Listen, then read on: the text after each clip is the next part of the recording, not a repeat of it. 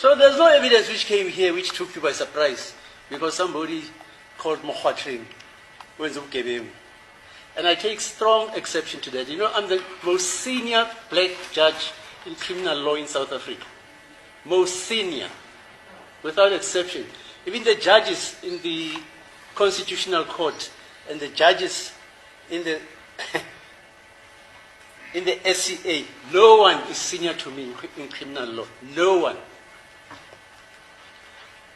Anybody wants to comment? I wish to apologize for being a racist. I'll try and mend my ways, but I can tell you, it's not a conscious thing about me to be a racist. So I apologize. And the gentleman in front of me, if you believe that I, as a judge, I'm so useless, dumb, baluka, moho, etc., and you think you can't get a fair trial from me, please tell me. I'll recuse myself. Hey, Chada, we are back with another video. Remember that Uprekatia Kininda did not want Unsana Chidi to testify per court. Remember, I think it was 3 days ago, when Ramasipila was saying that they want to bring Utilis, Kininda said no, it's going to be a risk. Clearly, he did not want Utilis to come because he knew that Utilis was going to debunk some of the state lies. Remember that Senzo passed away in 2014 October. And Ubuthelezi, let's say Umako and Makimbi, who you consider Ubuthelezi, they were incarcerated in 2013. Yet, in a statement that was fabricated by the state, which they called a confession accused number 1, which is Musibia. Umakimbi and Ubuthelezi are mentioned there. But we know for the fact that now they were in prison. So it's clear that the state fabricated that evidence, not knowing that at the time when Senzo was shot and unalived, Makimbi was in prison. Now Makwese jail. But uzwe some evidence from Qiniselo Mthelezi. First time when they came to you. Ngifuna ukuchazeke ukuthi ke isihlandla loqala ke manje lamaphoyisa eseza kuwena ke ukuthi ke yini eyenzeka. Bashuthi kwafe amaphoyisa ayo4 kungaba abasilisa abawu3 oyedwa wesifazana. 4 police officers arrived. It was 3 males and 1 female. Proceed. Mabefika babuza ukuthi yimi uqiniselani Makimbi Buthelezi ngathi mina yebo. Upon their arrival, they then asked me whether I was Qiniselani Makimbi Buthelezi. I then said yes. Base beyichaza nabo ukuthi bangobani noma ngasabakhumbula babesha amagama abo nezibongo ngingazazi kahle ngajwayele ibongo zakho. They introduced themselves, or they also introduced themselves. They mentioned their names and their surnames, but I don't know who those names and surnames were because they were not familiar to me. Surnames that were not familiar. Yeah.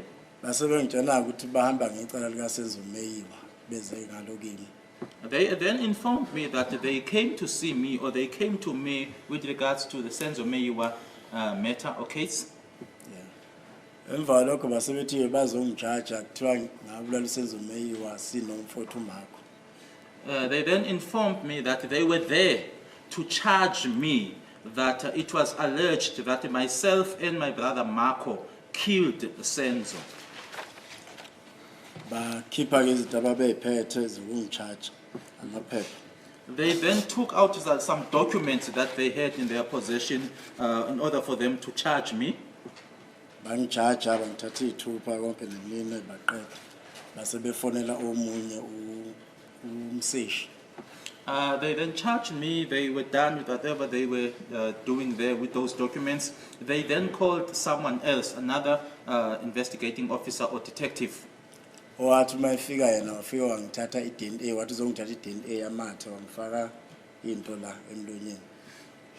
That one, upon that one's arrival, he or she then said that they were there to just take DNA samples of my saliva. Then something was inserted in my mouth. Yeah. Proceed. baqeda ngase ngithi mina ngicela ukukhuluma nabo ke mase beqeda ukungichaja. They were then done. I then said to them that once they were done charging me, I would like to speak to them. Okay. Ngabe sengibatshela ukuthi mina ubani lo muntu othi sibulela usenzo abangamusho bathi ngeke ngitshela ase ngibatshela ukuthi mina ngo2014 bengisejele omqongana. I then wanted to know from them, who is this person that alleges that I killed Senzo? They then said to me that they were not going in for to tell me. I then said to them that in 2014 I was in custody or I was in prison. KwaMqongwana. Okay. Ase ngibatshela ukuthi mina noMarco sabosha nge23 August 2013 eBenoni. Sasaphuma ejele nge18 October 2016. I then informed them, sorry, I forgot that date. Okay. I then informed them that myself and Marco were arrested in Benoni on the 23rd of August 2013, and we were released on the 18th of October 2016. Yeah. Proceed. Yeah, Bokuti. Babe sebethi hayi bayezwa ngathi mina ngicela bayochecka le information engibatshela yona. They then said to me, okay, we hear you. I then asked them to go and check or verify the information that I was. So what's clear is that the confession of Musibiya, he was indeed tortured because the things that are written there are not true. Those things that are mentioned in the confession of Musibiya are lies and fabrication. So the court cannot rely on information that is incorrect to convict Musibiya. Clearly, Amaphoyisa, they thought, okay, we're going to pin the murder of Senzo Meyiwa to the Buthelezi brothers, not knowing that they were already in prison. So they said, okay, let us force who accused number one to sign a confession which clearly implicated the Buthelezi brothers. Kanti na abas uthi they were already arrested by 2013. So uBrigadier Gininda got it wrong here. So now once they've realized that, no man, the Buthelezi brothers were already in prison, let us find a new suspect that you're going to charge for the Meyiwa case. That is why the confession of Bongani Ntanzi is totally different from who accused number one. They fabricated both confessions. The confession of Ntanzi, it says nothing about Makimbi and Umarco because the state by the time knew okay, those guys were already incarcerated. So now they must implicate other guys, Abogadla Mncube, Mapisa, Duli, as well as accused 1 and 2. So that was the creation by the state. So now I do not know Guti, how is the state going to come back from this, because now it's clear that those confessions were fabricated. And Uginind also said in court that they were informed by Buthelezi Guti Ntanzi is a seller of guns. That is very important because it is a crucial part of the state case. But fast forward, Guti, by the time Ugininda had a statement from Usimphiwe Buthelezi, it's clear that Buthelezi was not mentally well. He was mentally challenged, which is why he was released from prison before finishing his sentence. He was released because of medical reasons, of which is he was mentally disturbed. So Ugininda took a statement from someone that was mentally challenged, and he wants the court to rely on a statement that was deposed by a man that was not mentally fit upstairs. So the evidence that's in Buthelezi in actual fact needs to be thrown out of court because now it's clear that he was in prison. He could not have known about Ntanzi selling guns and so on. Secondly, he was not mentally fit to give a statement before a police officer. So Ubrigadier Gininda, by that, I think he broke the law because you cannot take a statement from someone that is mentally unstable. That is just wrong. And if, let's say, the state is disputing the fact that Usimphiwe Buthelezi was mentally unfit or mentally challenged, then I think the state has a duty to prove Wuti Waipila Saga. And then Buthelezi tells us that Ubrigadier Gininda came to him twice and he said, in one of those occasions, he took a statement from him. But now, Councillor Ptili is confirming something that was said by other witnesses, is that Gininda fabricated his statement. He's saying that he edited the statement and added things that he did not say. It is something that is becoming the feature of this case because more than 2 witnesses have said Gininda fabricated their statement. And then Ule Shaban, remember, he also came to court and told the court that Brigadier Gininda tried to force him to change the statement. That is Ule Shaban, who is the police officer.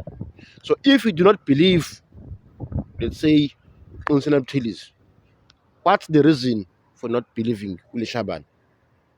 What's the reason for not believing Ushuz and others?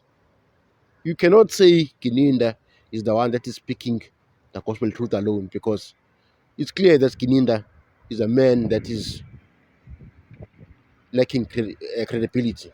He has been discredited totally. You can even go back from the evidence of Absalom Mzungu. Now, here he says Brigadier Gininda told him that he must implicate accused 1 and 2, and then in return, he will give him trip overseas and pay him money. That was said by Absalom Mzungu.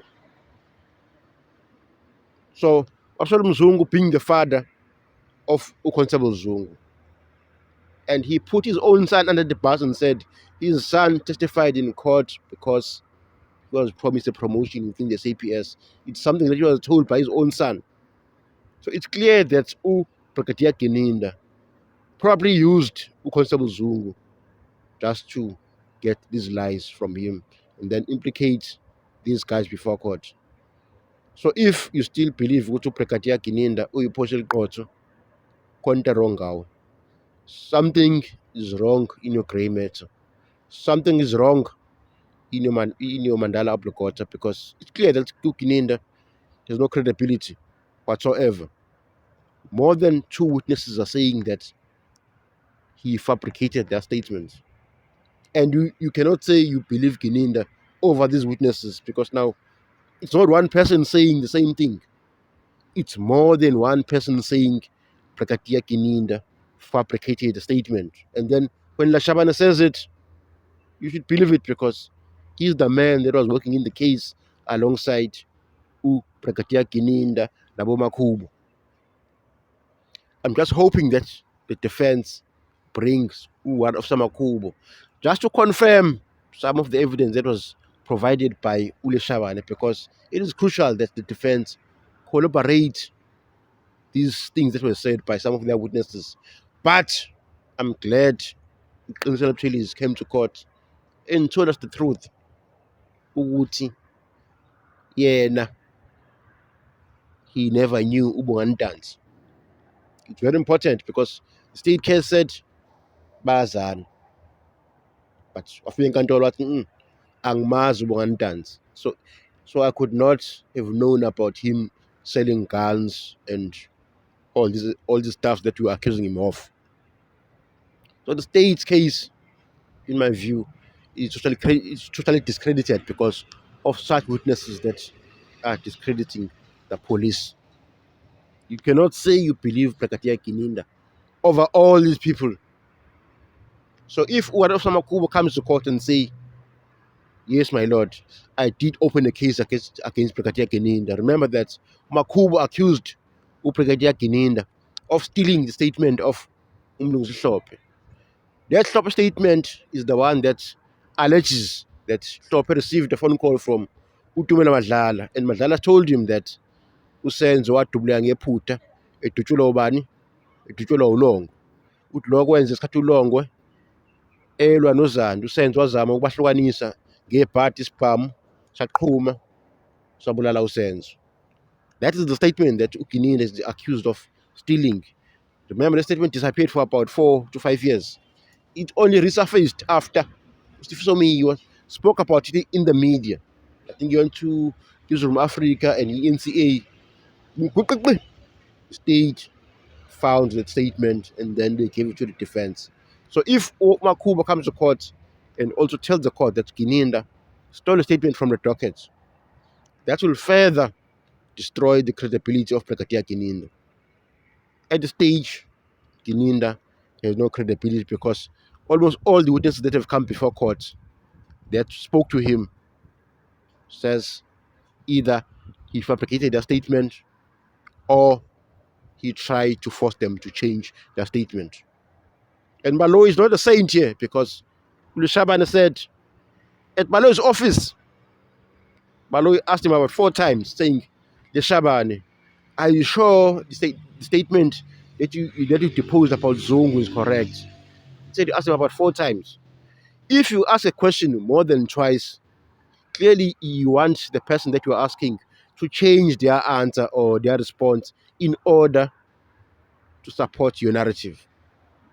So Advocate Baloyi is not a saint here. He indirectly tried to force Lishabane to also change his statement. But now, we now know that Kininda cannot be trusted allegedly because of such information. So Sibanda, I think on Monday, is going to continue cross-examining Councillor Buthelezi. But the state case has already suffered a major blow because Councillor Buthelezi tells us that Simphiwe Buthelezi was mentally unfit. So when Kininda took a statement from him, he took a statement from someone that was mentally challenged. Then the court cannot rely on such evidence because a man that is mentally unfit cannot distinguish between the reality and lies. So if you take a statement from someone that is like that, you are misleading the court because that information lacks credibility. So Untanzi, I think now has been cleared of being someone that was selling guns and so on because the state wants us to believe that Untanzi was involved in the taxi businesses and being a mafia and being someone that is abusing the law or acting against other people. But now we now know that it's a lie. The state needs to put Bongani in the crime scene. The state needs to put Musibi at the crime scene. The state also needs to put accused 3, 4, and 5 at the crime scene. As of today, they have failed to do so. And if the state cannot put them at the crime scene, then the court, unfortunately, has to find them not guilty. Remember that the DNA cleared all these accused. The DNA expert came to court and said all 5 men are excluded from sample taken from the house, meaning that they were not there. And then the people that were in the house, when they initially gave statements, they could not identify them because they were not there. The theory of the intruder is a creation by the state in order to protect certain individuals. We know for the fact that Shadrack Sibiya met with Chicko Chwala after Senzo was shot. Few months, few weeks, it's irrelevant. They met, and Advocate Def alleges that in that meeting, it is where Chicko Chwala allegedly bribed Shadrack Sibiya in order to protect Ulongo Chwala. And therefore tells us which is why Baloyi is not bringing him to court to come and account because he does not want Ulongo Chwala to speak anything in court because he might incriminate himself as well as others. So that is something that we know based information that was provided by Advocate Def. So the state has proved that these guys are guilty. At this point, they have failed to do so. They have failed dismally.